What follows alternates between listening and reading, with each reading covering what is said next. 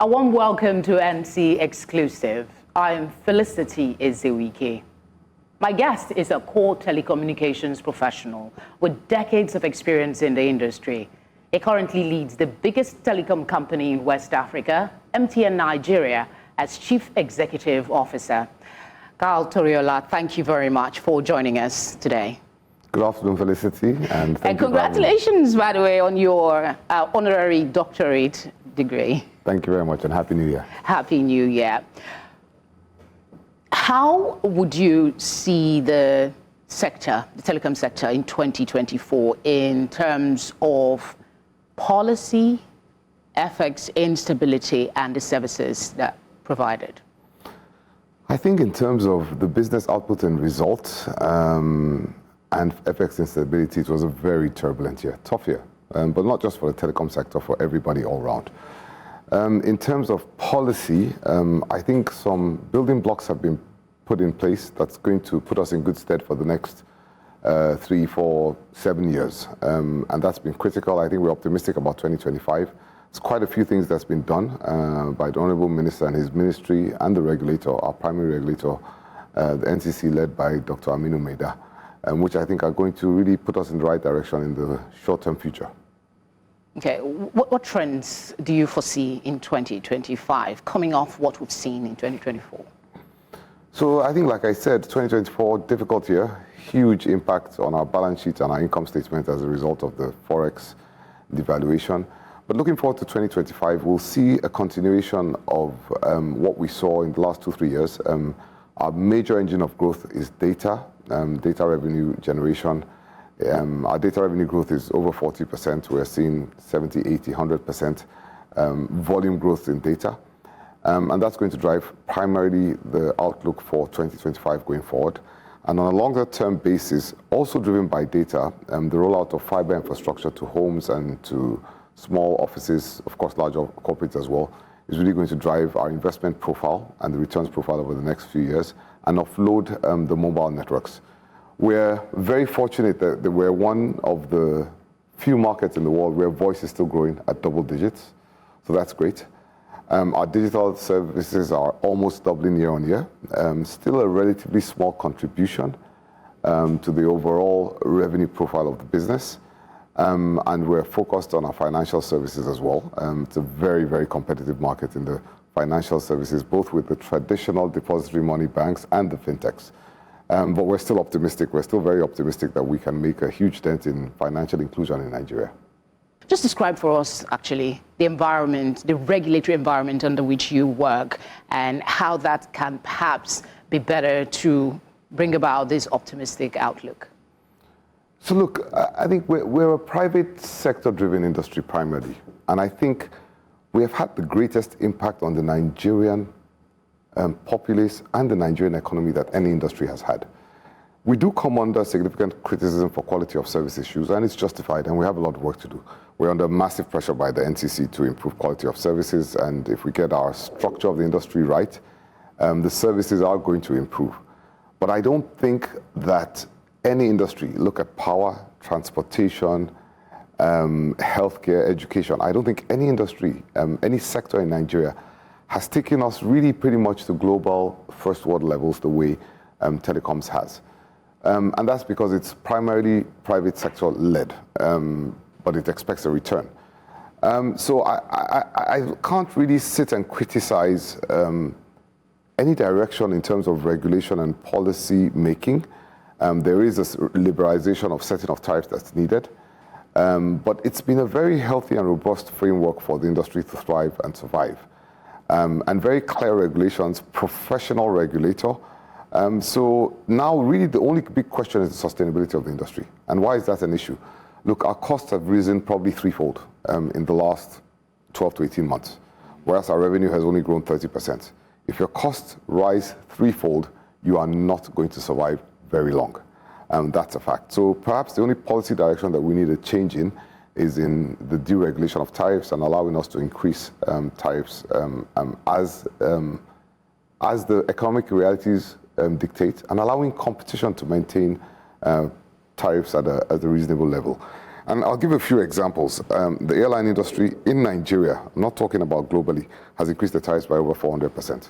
We know Band A and the power generation approved by regulation has gone up by 341%.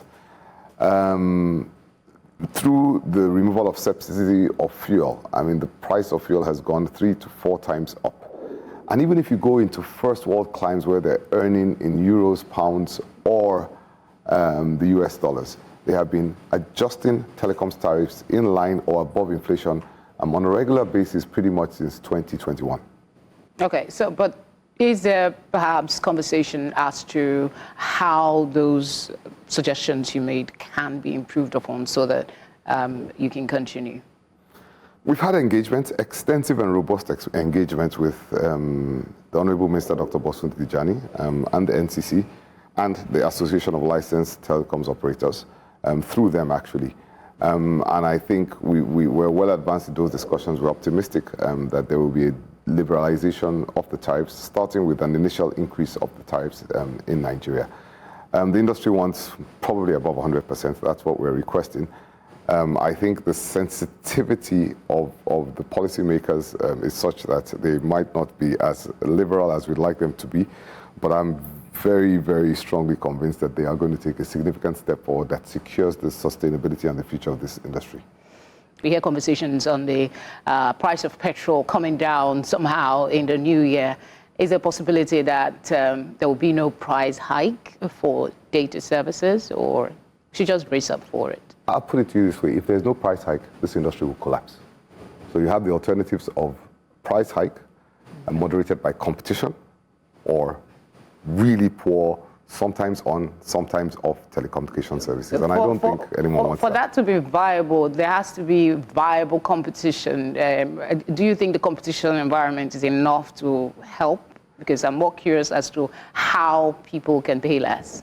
Actually, we have a very, very intense competitive environment. We have 4 operators in Nigeria today. Large operators and a multiplicity of smaller operators that compete, and maybe that's part of the problem. They've competed on pricing for so long. But I don't think, let's not take away from the importance and inevitability of tariff increases. No matter what you're producing in Nigeria, whether it's a basket of gari, a bag of tomatoes, yam, whatever it is, forget about a dollar linkage. No matter what you're producing in Nigeria, the prices have gone up. Yeah, the prices have gone up because people cannot produce at lower prices and continue to sustain themselves. So talking about the sensitivity, I mean, we're very, very clear that the Nigerian consumer is under a lot of pressure. But the productivity that the telecoms industry adds to relieve that pressure is so critical that for this industry to continue to sustain itself, it has to happen. It has to happen in a reasonable, balanced way. There has to be competition that moderates the price increases. And ultimately, customers will elect to spend their money where they get the best value for money. And if they choose to pay a little bit more for premium quality, stable connection, rather than a lot less for a connection that sometimes they're never there, just a shot in the dark, that's the choice of the consumer. And that's what free markets and competition does. So is there something perhaps that can be done? I know the inflation that we're expecting in prices is as a result of the economic realities in the country. Is there perhaps something that the government can do maybe in a short term to help impact the prices of data for citizens? Because, I mean, we have prices of commodities, we have fuel, parents have school fees, and the prices keep going up. So is there anything for the people here? So look, I think we're the only industry that has been unable to increase prices. If you're buying a loaf of bread, you don't look towards the government or a basket of tomatoes and say, how have they dictated the prices? It doesn't work that way. And if you look across aviation, telecommunications, petrol, the price of cars, transportation, anything, food, it's gone up in line with the cost of production. This is the only industry which, probably for the last more than 10 years, hasn't seen a tariff increase, and it's not sustainable. What can be done to help this be better for the consumers? I think 2024, the authorities, the Ministry the Honourable Minister and the regulator have put all of those building blocks in place to make sure that it's a better operating environment for the telecoms operators to, one, provide a better quality of service, two, as much as possible, manage the cost of production for telecoms operators. And we're going to see the fruits of that in 2025, but that only has limited impact. What have they done? They've addressed the issue of indebtedness towards the industry and within the industry. There's been very clear policy regulation, which allows us to do things like spectrum renewal and spectrum acquisitions on a seamless, swift, and smooth basis. The whole concept of SIM and NIN registration is over and done with. That is, you will no longer see any large-scale disconnections of subscribers as a result of SIM NIN registration. So that's resolved. We don't have that anymore. We've been given opportunities to lease spectrum from other operators. Spectrum is a critical aspect of expanding your network and improving network services. It's like adding another lane onto a highway, effectively for us. And so a lot of those things have been done, but you can't break away from the realities that ultimately we can't exist as an island, as the only industry that has not seen any tariff increases, where the rest of the country has seen 300%, 400%, 500% tariff increases, and we're asking for maybe 100%. Not sure we'll get 100% even, because the authorities are very keen on managing that very effectively for the benefit of the consumer, but something has to happen. Before we leave the subject of pricing, how soon should Nigerians expect this? Look, we are facing an existential threat. We would have liked this maybe at the beginning of last year. That means it's extremely urgent. But at the end of the day, it's the call by the authorities, and we have to leave it to them. I think it's soon, but it's very hard to say exactly when. Let's look at other trends. The 5G, a lot of talk has been on about how it will, accelerate what is being done in the sector. How is the drive, the spread of it in Nigeria?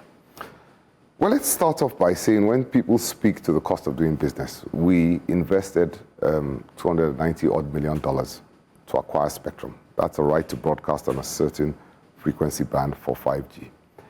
That's a huge capital towards which there's a cost of capital associated with it. So operators are bearing a significant cost, which goes to the benefit and the purses of the federal government to advance technology. Now, 5G so far has been really good for us. We've rolled out coverage in about approximately 15% of the population now. I believe we have about 10 times as much 5G coverage as our closest competitor. And we're seeing significant growth in 5G-capable handsets. As the global industry moves towards 5G, chipsets and handset costs are coming down. People are getting new phones as their old phones expire. And we've seen in those locations where we've strategically placed 5G, we've seen a significant uptick in traffic on 5G. What does 5G offer? It offers, first of all, very low latency. If you have kids that are teenagers, great for gaming. If you are doing things like medical services, etc., artificial intelligence, vehicle tracking, all of those kind of activities in IoT industry of things, great for that, and it provides very high-speed bandwidth.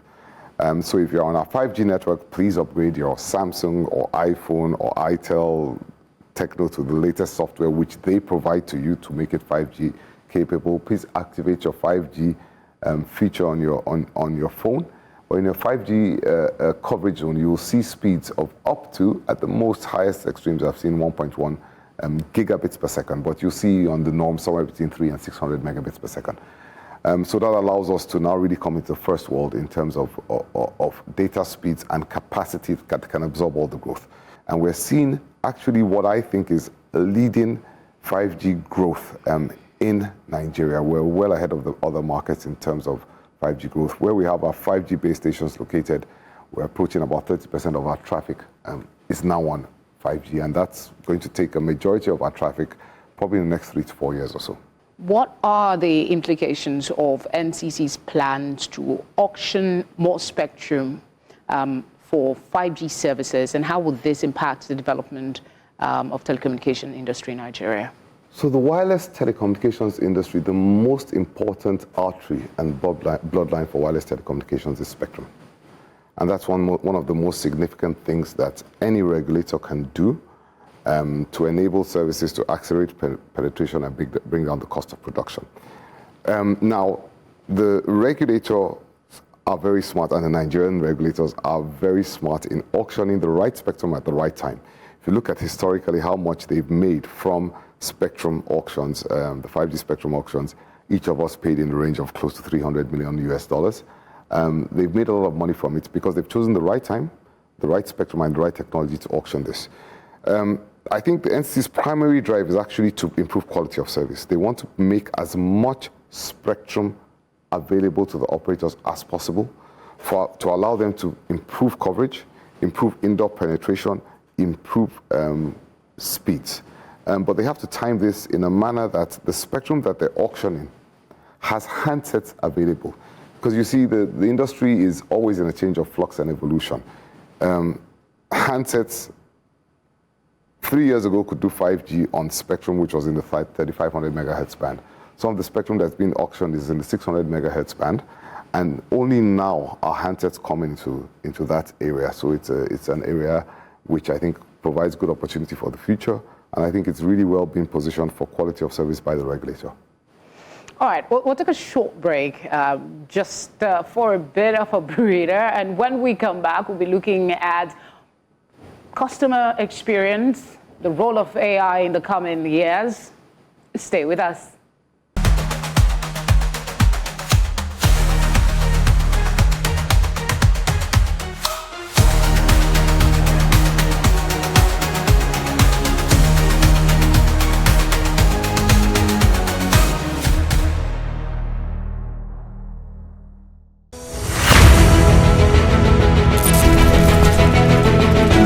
Emotions are high, people are angry, people are in tears. What do I notice? All around me there are people, many of them trying to salvage whatever they can salvage. It's Ismaila Mohammed, who was shot by one of the officers of the Nigerian army. This is the hole where the bullet penetrated, and that's the second hole. Right behind me are members of the Nigerian police force to alert the protesters that they've gone past their time. They came out with reinforcement, basically. All right, at the moment, do roll on now. Awenda.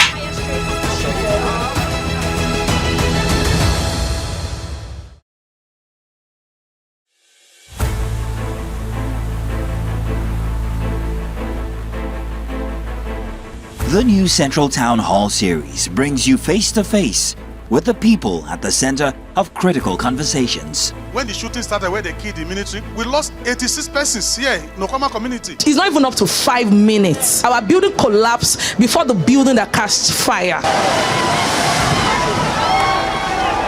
The building where daddy give to me, everything don't collapse.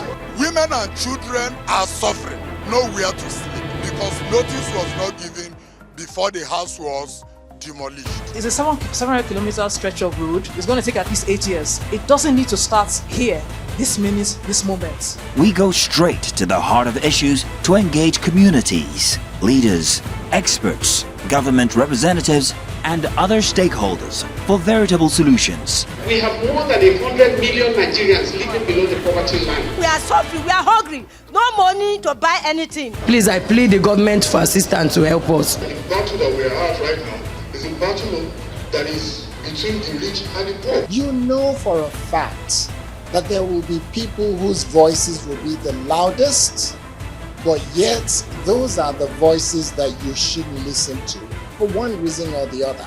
News Central Town Hall. We are here to listen, to learn, and to take action together.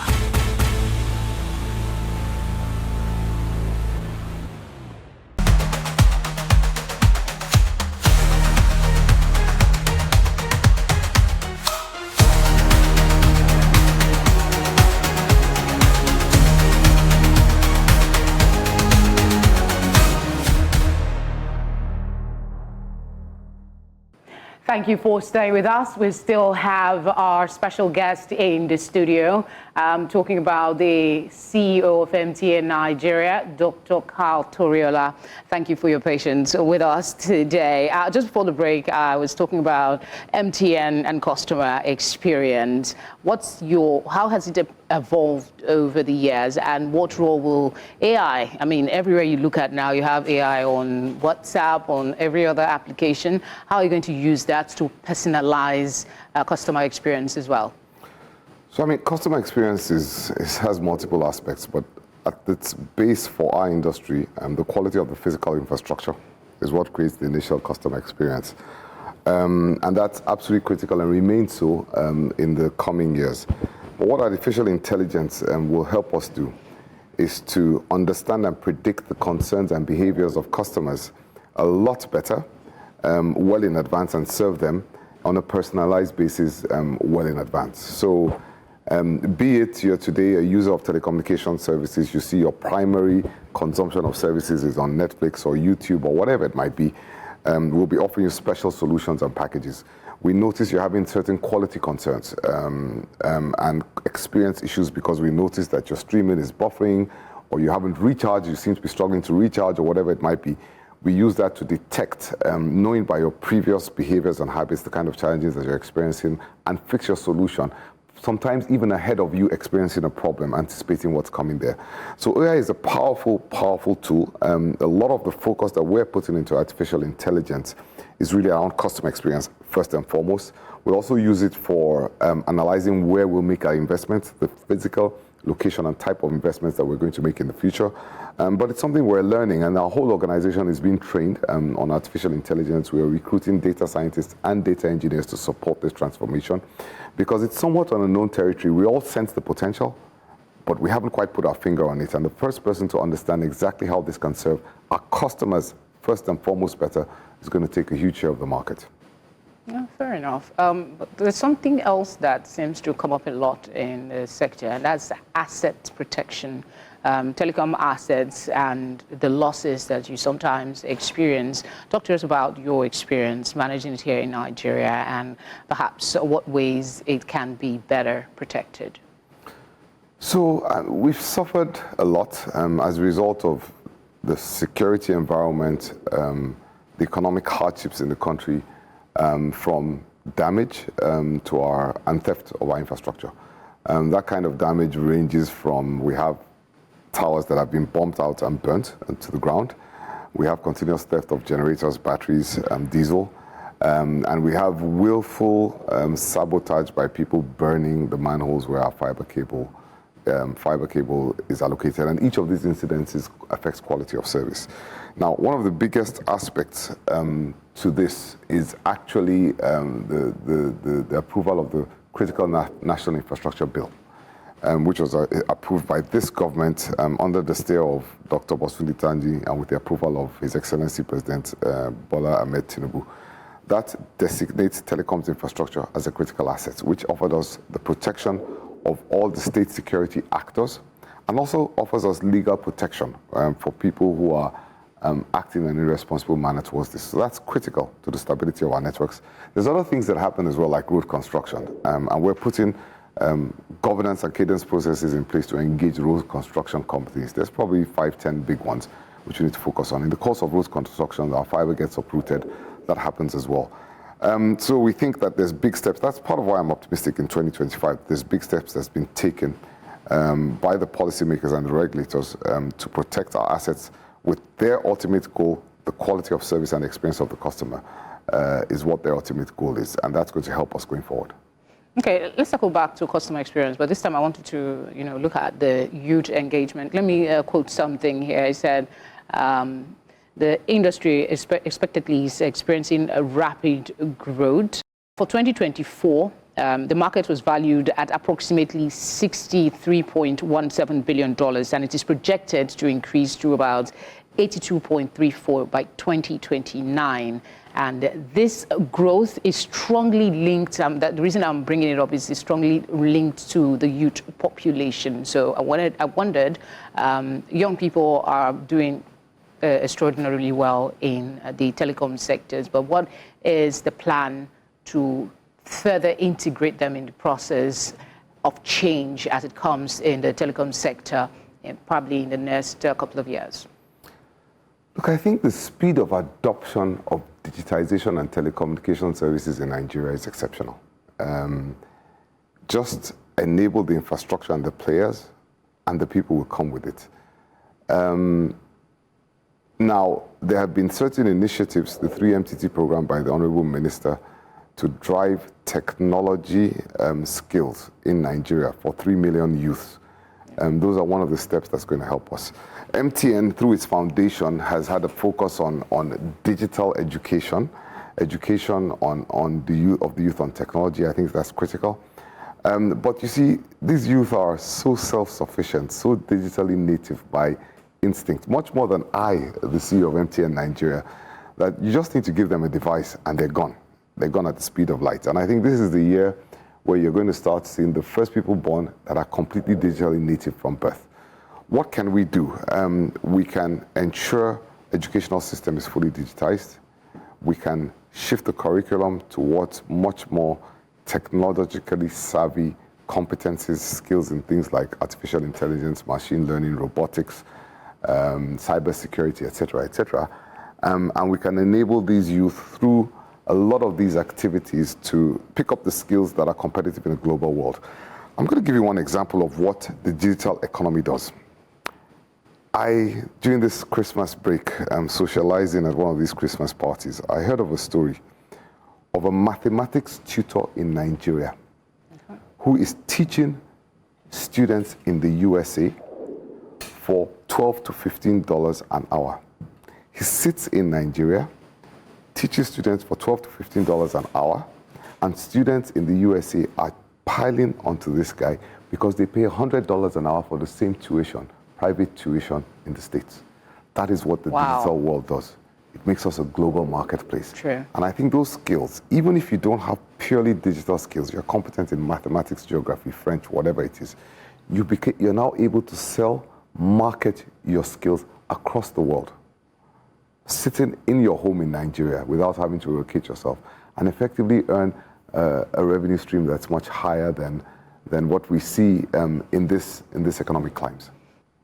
How can the government, perhaps, I know that might not be your area, but based on your understanding of the market and youth involvement in telecoms, how do you think that education should evolve to be more inclusive in ways that when young people get to the point where they need to fend for themselves, they don't have this challenge of being restricted to certain roles because of the diverse opportunity available in the telecom sector? So look, I think you said the government perhaps, but the truth is it's an entire ecosystem, private sector, public sector, policymakers, everyone that has to change the trajectory that we're on in Nigeria today. So we are full part of the direction of policy. And for what you're speaking about, you need the Ministry of the Digital Economy and the Ministry of Education, as well as a host of other things. You need the security agency to work in consonance with this. How do you get the youth to get digital skills? First thing is you give them the tools. What are the tools? They need the tablets, computers, etc., to learn those skills and to be able to use those things on a regular basis so that it becomes intuitive and it's not intimidating. They need connectivity. How do you provide broadband connectivity to educational institutions? You need to change the curriculum to ensure that people are trained in those skills. And I gave an interview, I think now it's probably 2 years ago, where I said, in the long-term future, there are some hard-coded skills, such as, and I'm not going to, no criticism of this, and engineering is probably, some types of engineering is a part of this. I say this because I'm an engineer myself. Accounting, law, a lot of skills which can actually potentially become irrelevant.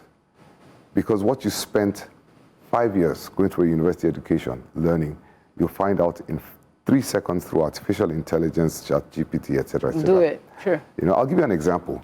And this is not even so recent. There's a group of Stanford students that developed an app that could take a picture of a skin melanoma, okay? And that app was more accurate in diagnosing skin cancer than the top 5 dermatologists in the USA. Because it learned through the camera, high-resolution camera, artificial intelligence, what to pick up on that indicates that this is likely a cancerous melanoma. So, I mean, doctors are never going to be obsolete, make no mistake. But hundreds of years of practice in dermatology has been replaced by a technology solution. That's an example. So you really need to rethink the skills that you need as a youth today. And the skills of the future is accounting, putting balance sheets, ledgers, income statements together. Is that something that you're going to need, or can you just throw all the data into a solution, artificial intelligence-driven solution that produces your income statements and tells you what the outlook for the future is? It's going to change a lot in the next coming years. Yeah, that takes me to the fears on the digital world that we're in, the emergence of AI. I mean, you can use AI for everything now, like you pointed out, in ways that people are not even yet abreast of. Talk to us about the fear that machines will most likely replace people in certain sector, even in the telecoms industry. Look, there's a famous advertisement, I think, by Pirelli that says, power is nothing without control. You can easily build the fastest car in the world, but if you don't have brakes and tires to keep it on the road, it's going to self-destruct. And artificial intelligence is somewhat similar to that.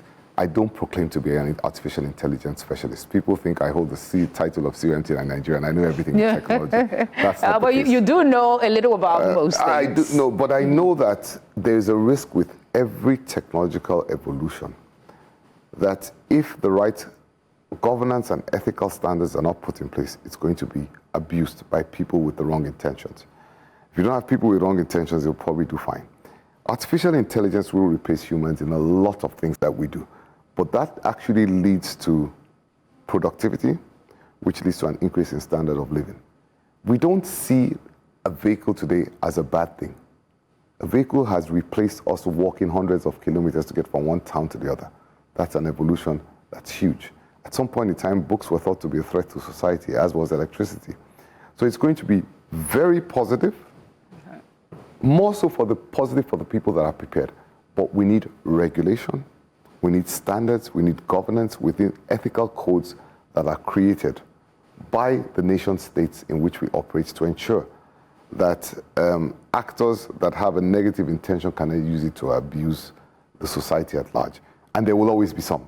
And you also need laws to hold those people accountable. Positive for those that are prepared. It goes back again to the inclusiveness in education. Could you maybe give suggestions on, or rather assess what we currently have on ground, incorporating the new technologies in our education system, and what areas we can, maybe improve on? I think we have a multiplicity of problems. It's great having a real digital native and expert as the Honorable Minister of Education, Digital Economy, Dr. Bosunli Tijani. This is a person who I describe in the most complimentary way as a geek. He loves technology. He loves the development of skill sets in the technology space. And having him at the forefront and interacting with his contemporaries is going to be positive for us. But I think I've said the basic infrastructure building blocks, and infrastructure, I'm talking like computers, tablets, etc. That's critical. Assessment of the curriculum and what's relevant for tomorrow. But I have an incredible belief in the Nigerian spirit. Look, computers came around, right? Computing, data centers, cloud computing. The number of Nigerians that are competent and subject matter experts in this space in Nigeria and outside of Nigeria. If you walk, I promise you, and this is from my group CEO, Ralph, he went to Microsoft head offices. And the number of Nigerians he saw walking into that space, they're employed there, is out of this world. So the innovative, learning, never say die spirit of Nigeria is actually somehow or the other, in spite of the challenges, with a little encouragement from government policy, we're going to see ourselves, I think, dominating this space. What are the implications, though, of the increasing use of mobile money and financial services in Africa, and how is MTN Nigeria positioning itself to, take advantage of the trend? So it's a wide question. You see, Nigeria is a different market from the rest of African countries. The other African countries started mobile money journey a lot earlier, the likes of Kenya, Ghana, Uganda, and have very, very high penetration of mobile money, much higher than we have. But that doesn't mean we're behind. In a lot of ways, we're advanced. I'll tell you why. One, we were one of the first countries in Africa to have switching between banking systems. So that's the NIBs, etc., which allows transfer of value between many financial institutions on an immediate basis. And sometimes we're so harsh on ourselves in Nigeria. If you go to the States and you want to transfer money from one bank to another, most times, there's some apps now that do it, but most times it takes you 3 days for it to go through clearing. That's the USA. In Nigeria, it's instantaneous. And in some ways, we're very much advanced. There's a proliferation of banks and financial services companies, fintechs in Nigeria. So while a lot of countries have gone the mobile money route, Nigeria has gone a different route, but is in many ways more advanced, in some ways as advanced, in some ways, other ways less advanced than the rest of Africa. But that poses a challenge for MTN in mobile money. The opportunities are immense. The productivity of the economy, one. The access to data on consumers, which allows you to lend, which allows you to sell the right products to them. The financial inclusion in our monetary system of a lot of cash. It used to be, was still around 90% of transactions in Nigeria were cash-based around 2 years ago. It's probably come down since then. I'm not sure what the last statistics is. But the minute you pull all of that cash transactions into a financial system, it accelerates the economy. And India is one of the greatest examples of this, where they fixed 2 or 3 things. One, an identity management system. We've gotten that right with NIMSI now. 2, the financial services ecosystem. And it's going to have multiple effects in accelerating our economy. We've been talking a lot about the sector and what is going on, expected trends, and changes, but we haven't really focused on your experience managing MTN Nigeria. What are some of the key lessons for you in 2024, and what do you hope to change perhaps in how MTN Nigeria operates? Key lesson for me, 2024, it's all about your people. It's all about your staff. We have had a very difficult year, but when it comes to the commitment of the staff of MTN Nigeria, the best year we've ever had. And for me, that's the biggest joy in 2024. The level of commitment, the MTNers, my yellow army, they raised their game to face these challenges, and they kept their focus completely on what we do as core professionals, and that is provide the best quality of service possible to our customers. I know customers will complain, but the level of commitment I've seen, and we walk through a journey of cultural transformation in MTN Nigeria over the last 24 months plus minus that has really had a big impact. So for me, the biggest lesson of 2024 is you focus on your people, you're a servant leader, they will give you everything that you dreamt of and more. Projections for the next 5 years, perhaps? I think 2025 is going to be good. I think we've gotten a lot of the challenges that we've had out of the way. The last one is a tariff increase. We're hopeful on that. I think the regulator and the Honorable Minister are going to be completely uncompromising when it comes to quality of service. I don't think they have told us that in the clearest terms possible. If we get the tariff increase, we're going to invest massively on infrastructure protection, expansion of the networks, really with a primary focus of addressing the gaps we have in quality of service. On a technological basis, I think you've touched on a few of them. Artificial intelligence is going to change the way we work and live, and the leaders, the first ones to get online, get on stream for those are going to capture the majority of the value. I think with MTN Nigeria at the forefront and with the vision of the Honorable Minister for 90,000 kilometers of fiber, I think you're going to see a very rapid transformation of connectivity into homes through fiber. Okay, and I think that's going to drive a lot of the infrastructure investments going forward in the next 10 years. It's not just going to be 5 years. I think financial services is changing so fast, it's hard to predict what's going to come, but I promise you MTN is going to be a big part of the future there. And I think, look, we've gone through the turbulence of 2024. We're going to come out of the tunnel. We are out of the tunnel now. We're going to start seeing the sunlight. and we're optimistic that things will get better.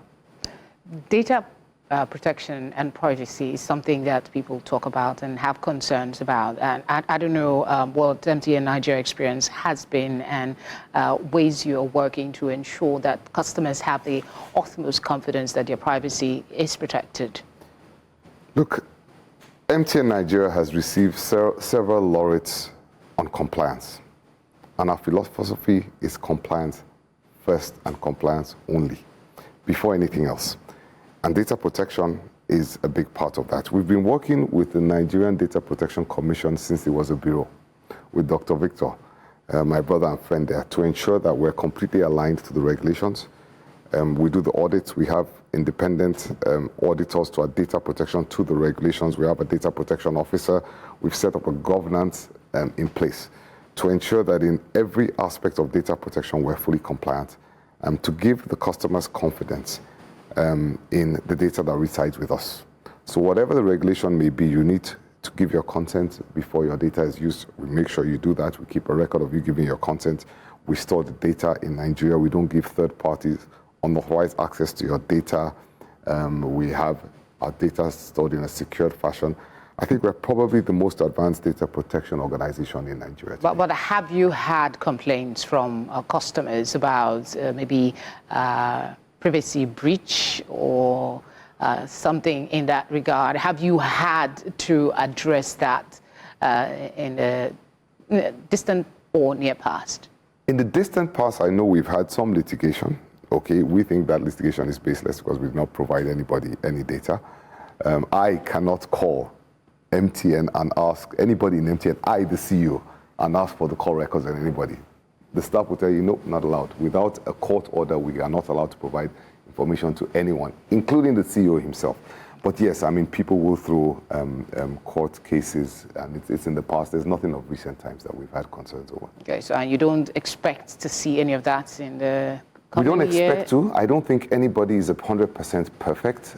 So for me to stand and say it's impossible to certainly not happen, I can't do that. I can't do that for myself. I can't do that for anybody because there's no perfection that exists in this world. But I can say this, we are consciously compliant.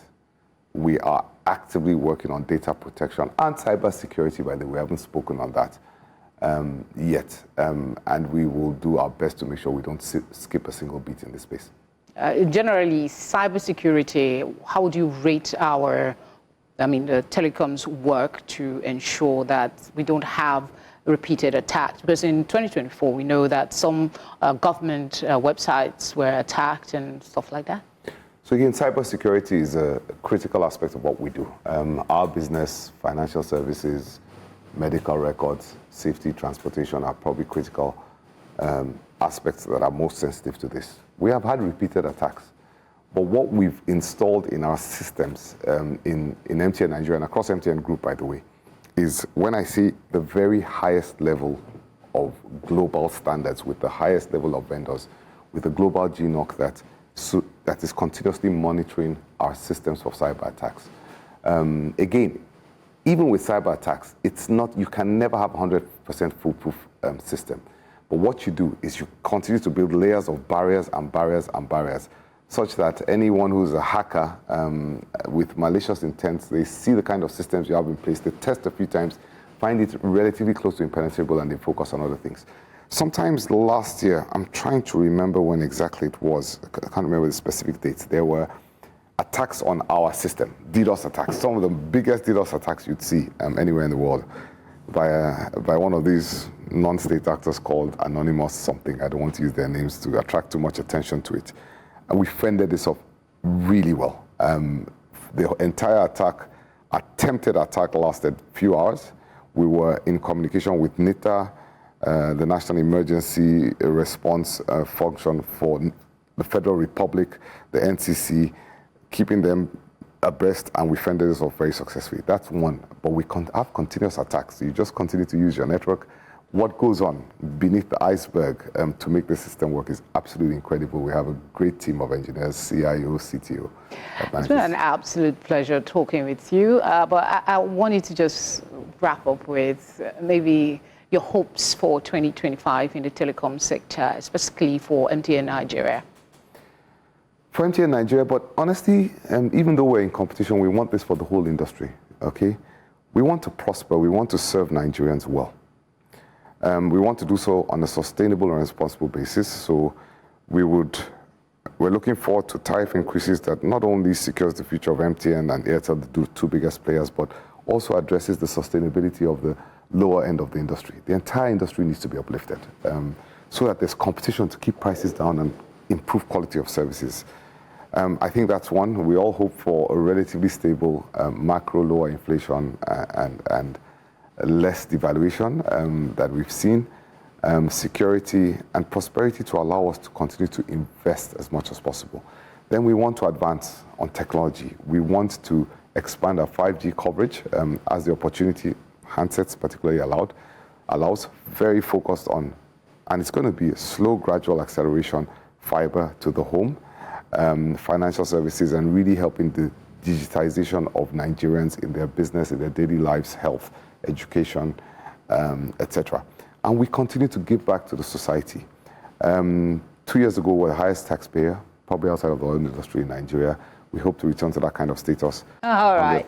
Thank you so much for speaking with us and giving us your time. I'm sure you probably had other engagements, but we appreciate that you could come to our studios. Felicity, Dalu. Dalo.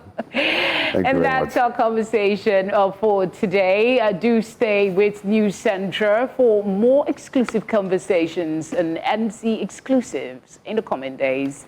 I'm Felicity Ezewike.